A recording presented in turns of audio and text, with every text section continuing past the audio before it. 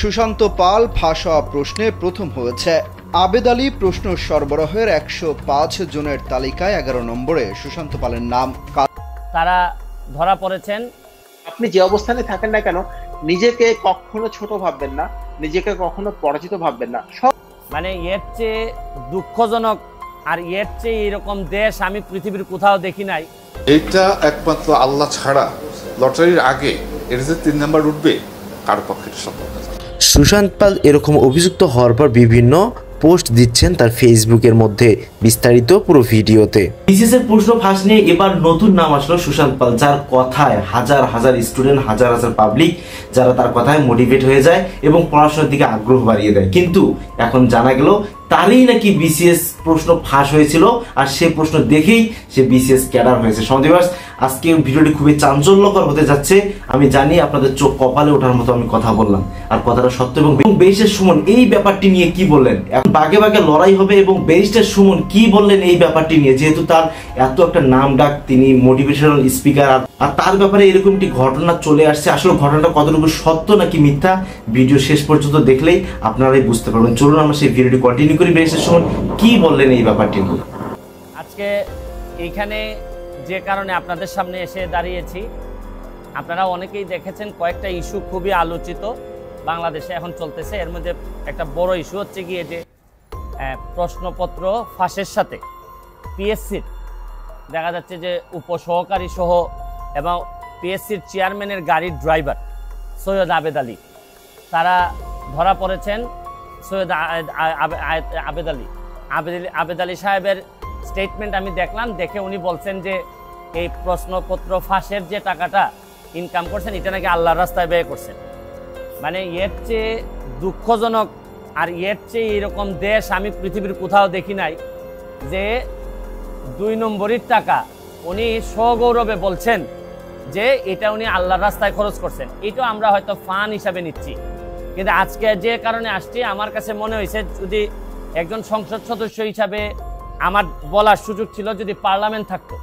Parliament যেহেতু নাই, এটা আমার বলার সুযোগ আপাতত আমি পার্লামেন্টে পাচ্ছি না। পার্লামেন্ট যখন হবে তখন হয়তো আমি এটা বলতে পারবো। এখন আমি একজন ব্যারিস্টার হিসাবে আমার বিভিন্ন আইনগত ব্যবস্থা নেওয়ার সুযোগ আমার আছে। এইখানে পিএসসির চেয়ারম্যান সাহেবের ড্রাইভার, উনি প্রশ্নপত্র ফাঁসের সাথে জড়িত, এর মধ্যে উপসহকারীও আছেন। তো উনি ড্রাইভার থাকাকালীন সময়ে পিএসসির চেয়ারম্যান অনেকেই ছিলেন। এখন প্রশ্ন হচ্ছে গিয়ে যে পিএসসির চেয়ারম্যানরা যারা যারা ছিলেন তারা এই দায় এড়াইতে পারেন কিনা, তারা এটার সাথে যুক্ত ছিলেন কিনা। এখন আমার ড্রাইভার আমার যদি ব্যবসাপাতি করে অথবা ড্রাইভারের মাধ্যমে ওনারা টাকা নিয়েছেন কিনা, এটা ভালোভাবে দেখতে হবে। কারণ ড্রাইভারে ধরার পর যদি এটা ধামাচাপা পড়ে যায়, আরে ড্রাইভার করছে। সুশান্ত পালের ঘটনাটি একটু পরেই দেখানো হবে। ব্যারিস্টার সুমন ভাই চাঞ্চল্যকর কিছু তথ্য দিলেন, না টেনে সম্পূর্ণ ভিডিওটি দেখুন, স্কিপ না করে, কেননা সে এখন ফেসে যাচ্ছে, চরমভাবে ফেসে যাচ্ছে। চলুন আমরা ভিডিওটি কন্টিনিউ করি। বুঝেন না, হয় অনেক সময় এইগুলা বলে কিন্তু চাপা দেওয়ার একটা প্রক্রিয়া থাকতে পারে। এইটা আমার মনে হয়েছে যে এটা সরকারের দেখতে হবে। সেকেন্ড হচ্ছে কি, যে কারণে আমি মেইনলি আমার কাছে মনে হয়েছে যে এই প্রশ্নপত্র ফাঁসের কারণে সেই 33তম বিসিএস থেকে 46 পর্যন্ত, এই পর্যন্ত উনার মাধ্যমে অনেকেই সরকারি চাকরি পেয়েছেন, বিসিএস কর্মকর্তা হয়েছেন এই প্রশ্নপত্র ফাঁস করার মধ্য দিয়া।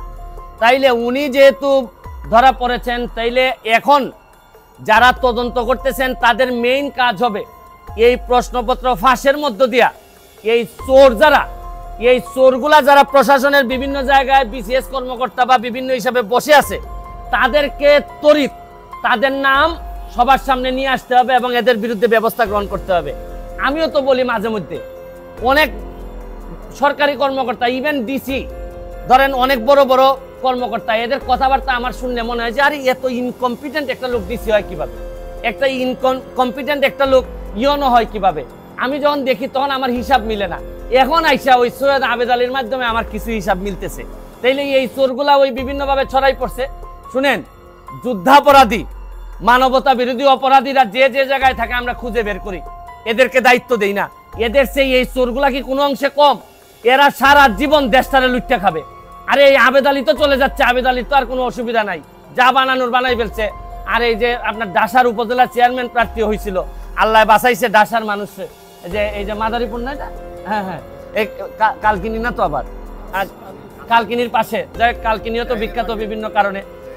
এই ডাসার উপজেলার মানুষ বাচ্চা যে তারে মানে পাস করায় নাই না, ও চাচ্ছিল, করে নাই নাকি, ও আচ্ছা নমিনেশন পায় নাই, ও নির্বাচন হয় নাই। তো যাই তার কাছে যে মেকানিজম ছিল তাতে আল্লাহ মাহবুব জানে হয়তো নির্বাচন হলে পাশও করে যেত। তাই এখন হচ্ছে কি আমার মেইন, নাইলে যদি এর ভিতরে আমি ব্যবস্থা না দেখি আমি হাইকোর্টের শরণাপন্ন হব, কারণ আমাদের তো জায়গা হচ্ছে কি হাইকোর্ট। যদি এই ব্যাপারে ব্যবস্থা গ্রহণ না করা হয়, কার কার আমলে এই ড্রাইভার সাহেব ছিলেন পিএসসির চেয়ারম্যান, তাদের এইটার দায় দায়িত্ব আছে কিনা, তারা এটার সাথে জড়িত কিনা। এরপর হচ্ছে গিয়ে এই প্রশ্নপত্র ফাঁসের ঘটনায় কারা কারা অবৈধ সন্তান হিসাবে প্রশাসনে জন্মগ্রহণ করছেন এবং জন্মগ্রহণ করে এখন বিভিন্নভাবে দলীয় তকমা লাগাইয়া ভালো ভালো অবস্থানে আছেন, এটা আনতে হবে। শুনেন, কোটার জন্য আন্দোলন করে ছাত্ররা, সারা বাংলাদেশের মানুষ কোটার জন্য আন্দোলন করতেছে, কিন্তু এরা কি জানে যে সবচেয়ে বড় কোটা তো হচ্ছে গিয়ে চোর কোটা, এই প্রশ্নপত্র ফাঁসের কোটা। এরা ধরেন অন্যান্য কোটা, মুক্তিযোদ্ধা কোটা, এগুলা নিয়ে আন্দোলন করতেছে, এগুলা নিয়ে আমি বলবো না, এটা আলাদা হিসাব।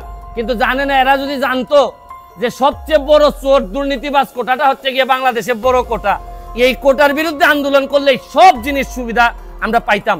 কিন্তু এটা আমি পরে হয়তো আরেকদিন বলবো। তবে এখন আমার বক্তব্য হচ্ছে স্পষ্ট, এদের বিরুদ্ধে কারা কারা প্রশাসনে আছেন তাদেরকে বের করে তাদেরকে আইনের আওতায় নিয়ে আসা হবে, নাইলে এই দায় সারা জীবন বাংলাদেশের বয়ে বেড়াতে হবে।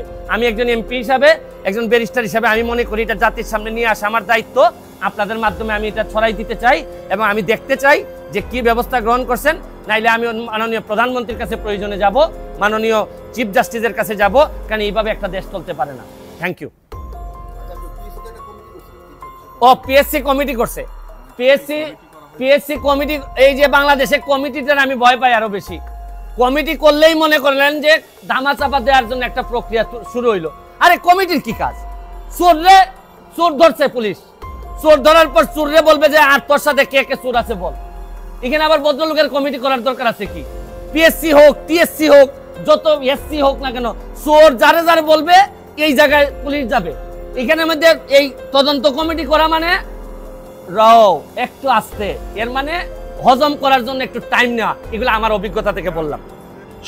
কালবেলা নিউজ করেছেন সুশান্ত পাল আসলে কি ঘটনার মধ্যে জড়িত কিনা, আমরা সেই ভিডিও ফুটেজটি দেখে আসি। সুশান্ত পাল ফাঁস হওয়া প্রশ্নে প্রথম হয়েছে। আবেদ আলী প্রশ্ন সরবরাহের 105 জনের তালিকায় 11 নম্বরে সুশান্ত পালের নাম। কালবেলার সূত্র উল্লেখ করে এমন একটি তথ্য সামাজিক যোগাযোগ মাধ্যমে ছড়ানো হয়েছে। একই সঙ্গে কালবেলার লোগো সম্বলিত একটি ফটোকার্ড ছড়ানো হয়েছে, যেখানে লেখা হয়েছে প্রশ্ন ফাঁস কাণ্ডে দোষী সাব্যস্ত হলেন সুশান্ত পাল। কিন্তু কালবেলা সুশান্ত পালকে নিয়ে এমন কোনো সংবাদ প্রকাশ করেনি। কালবেলার লোগো সম্বলিত যে ফটোকার্ডটি সামাজিক যোগাযোগ মাধ্যমে ছড়ানো হয়েছে সেটিও কালবেলার প্রকাশিত নয়। আপনাদের এখন কি মনে হচ্ছে, সুশান্ত পাল আসলে কি এই ঘটনার মধ্যে জড়িত রয়েছে নাকি তাকে ফাঁসানো হচ্ছে? আপনারা অবশ্যই কর্মসূচি জানাতে পারেন। বিশেষ সুমন ভাইয়ের প্রত্যেকটা সেক্টরে প্রত্যেকটা ব্যাপারেই তার প্রতিবাদ থাকবে, যেন সারা জীবন এভাবেই থাকে। আর আপনাদের এই ব্যাপারটি নিয়ে কি কি মন্তব্য অবশ্যই ফটাফট কমেন্ট করতে থাকুন। আজকের ভিডিও এই পর্যন্তই। চ্যানেল নতুন সাবস্ক্রাইব করুন, বন্ধু হয়ে পাশে থাকুন।